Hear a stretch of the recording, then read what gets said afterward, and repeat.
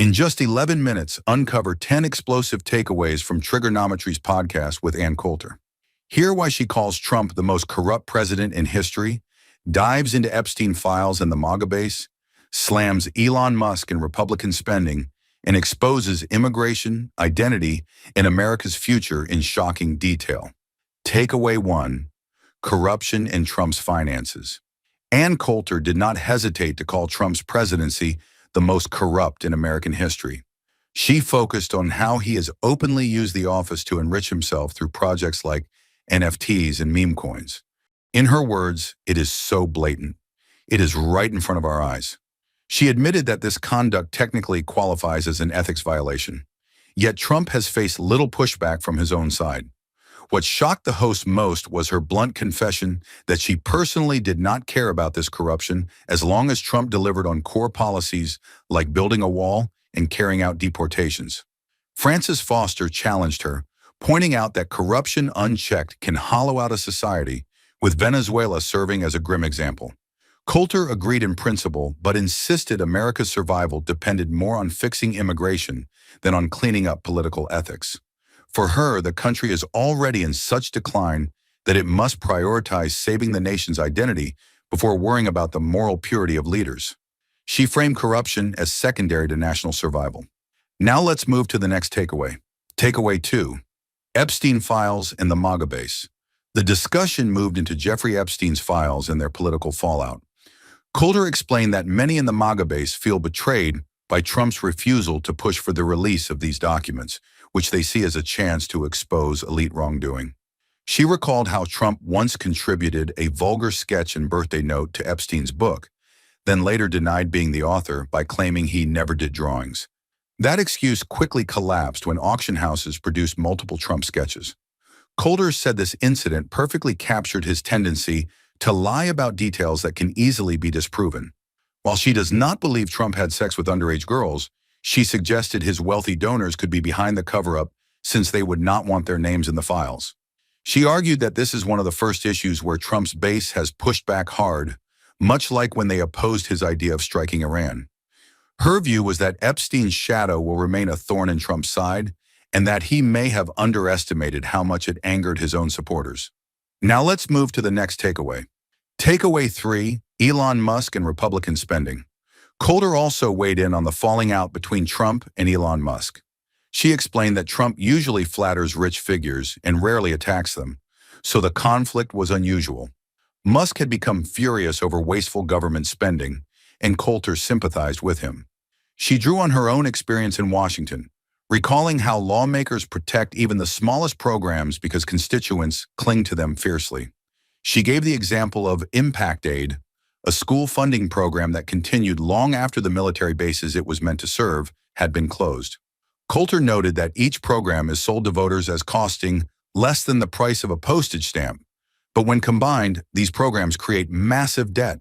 She said Musk's shock was predictable because he comes from a high-pressure, results-driven environment where inefficiency is not tolerated. To her, only a broad national movement like Reagan's push for tax cuts could ever address this spending problem. She criticized Trump for not building such a movement and suggested Musk's frustration is a warning sign for the whole country. Now let's move to the next takeaway. Takeaway 4, Trump and his presidency. Coulter reflected on her long and sometimes rocky relationship with Trump as a political figure. In 2016, she strongly supported him, believing he was the first candidate to truly speak about immigration, tariffs, and ending foreign wars. But once in office, she felt he governed like a conventional Republican who cut taxes for the rich while failing to deliver on immigration. She said she and her friends voted for him despite his personality, not because of it, unlike many in the MAGA cult who embraced his brashness as part of the appeal. Now she feels she is finally seeing the Trump she voted for.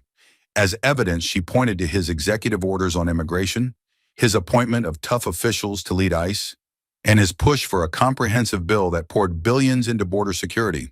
Coulter argued that Trump learned from his mistakes and is now prioritizing immigration more aggressively. Still, she admitted it took years to see him act in line with his original promises, which left her frustrated with his first term. Now let's move to the next takeaway.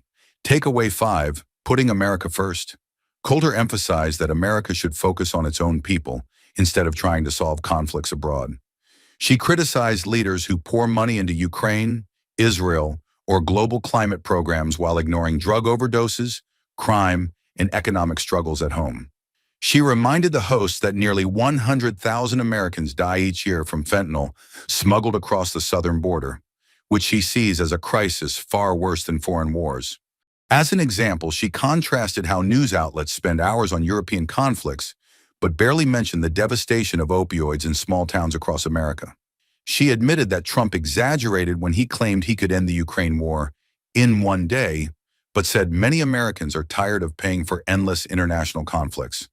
Her message was that putting America first is not just a slogan, but a survival strategy in a world where leaders are too distracted by foreign affairs.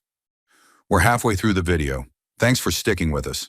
If you're enjoying it, hit the thumbs up and share it in your WhatsApp groups. If you'd like to support us, please tap the thanks button below. It helps us keep making great content. Drop a comment and don't forget to hit subscribe for more. Now let's continue with the video. Takeaway 6. Immigration and demographic change. Immigration was the central theme of Coulter's message. She argued that America has been transformed since the 1970s, when Democrats changed immigration laws to bring in more voters from the developing world. She said that before 1970, the population was 80 to 90% white and rooted in colonial ancestry, but today it is closer to 57%, with many Hispanics classified as white in official counts. Coulter believes this change has tilted politics permanently in favor of Democrats. She pointed to examples like Dearborn, Michigan, where large Arab populations live in enclaves with signs in Arabic, in Minnesota, where Somali communities vote as a bloc. In her view, this kind of mass immigration makes assimilation impossible. She claimed that immigrants overwhelmingly oppose core American values like free speech and gun rights. Her argument was that America is not just changing demographically, but losing its cultural DNA in ways that threaten its identity as a free country. Now let's move to the next takeaway. Takeaway 7. Nation of Immigrants, debate. Coulter rejected the popular claim that America is a nation of immigrants. She said this phrase was invented as propaganda to weaken national pride and justify mass immigration. To explain her point, she used the metaphor of a fine bottle of wine ruined by vinegar. The original American identity was like wine, she said, but pouring in massive waves of immigration after 1970 turned it into vinegar. She acknowledged that earlier immigrants from Ireland, Germany, and Italy assimilated more easily, but insisted that modern immigration is fundamentally different. She cited the election of Ilhan Omar in Minnesota as an example of immigrants voting strictly along ethnic lines. She admitted many Americans like to recall stories of their grandparents who immigrated from Europe, but she argued those experiences cannot be compared with today's mass influx from the developing world. For her, the phrase "nation of immigrants" is not a celebration, but a weapon used to reshape America against the will of its people. Now let's move to the next takeaway. Takeaway 8. Democrats and urban politics.